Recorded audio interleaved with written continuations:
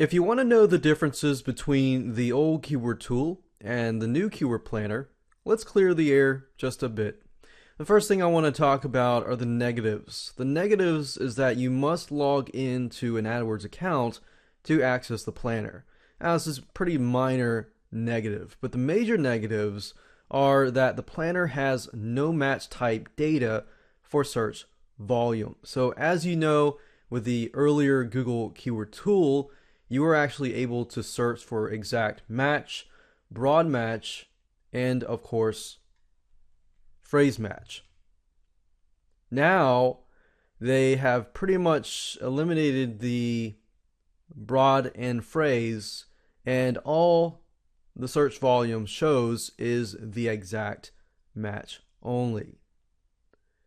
So broad and phrase matches have disappeared on the regular searches, but you can still actually access them when you look at the Google AdWords ad groups. So as you can see, they actually bundle the keyword searches and the ad groups in two different sections in the planner.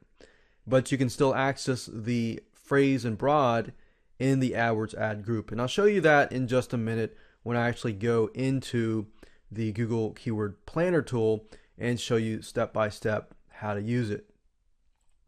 Now there is no device targeting. You know, back in the day, you were able to target by default the desktop and laptop computers. Now they have pretty much consolidated everything into one.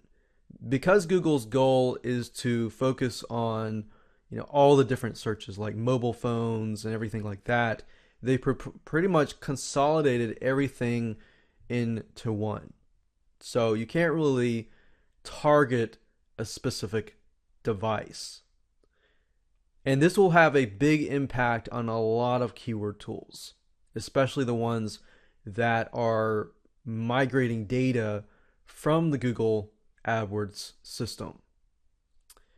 There is also no local versus global monthly searches. So remember, with the Google Keyword Tool, you would do a basic search and you would see the global monthly searches on one column and then the local monthly searches on another column. But of course, on the upside, you're able to target geographically more specifically, which I'll talk about in the positive section. Now, why? Why all of these removals of device targeting and things like that? Well, if you read Google's announcement and things like that, they basically explain the reason for this action is that they show you the average number of searches for a keyword idea on all devices, not just specific ones, but all devices, including desktop computers, laptop computers, tablets, mobile phones, and everything. So they pretty much consolidated everything into one.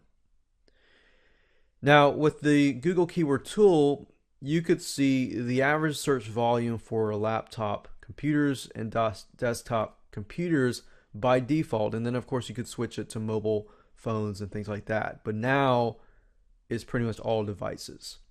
Now, let's talk about the positives.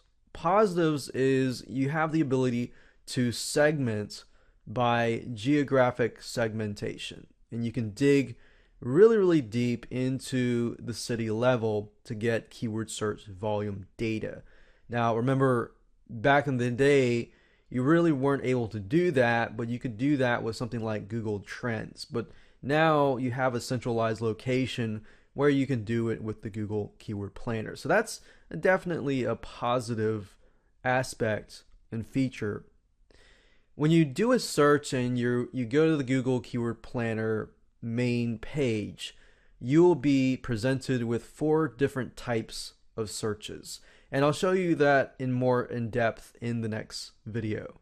But you can do a regular keyword search, which will basically give you the keyword ideas along with the ad group ideas for PPC. You can do bulk uploading, which means you can upload over thousands and thousands of keywords, but you can only upload up to 10,000 keywords to get data. So if you have a huge list of keywords, you can simply upload that and the Google Keyword Planner will get you the performance data. Another positive is the planner will also show search volumes by ad group, landing page, and any other custom category that you set up.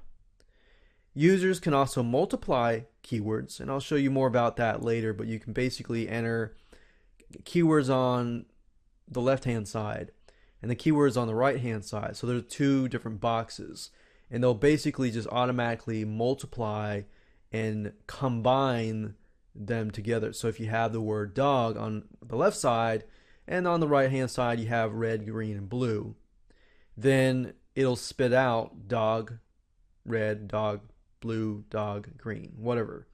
But it'll basically multiply the keywords and more. So let me go ahead and show you in the next video. We're going to move on to the 4 different types of searches, and I'm going to show you exactly what that looks like so that you have an idea of how to use the Google Keyword Planner in your own business and how you can make the changes with however you are doing things now, because obviously you can see that there have been major changes. So that means major changes as well in the way you do your searches.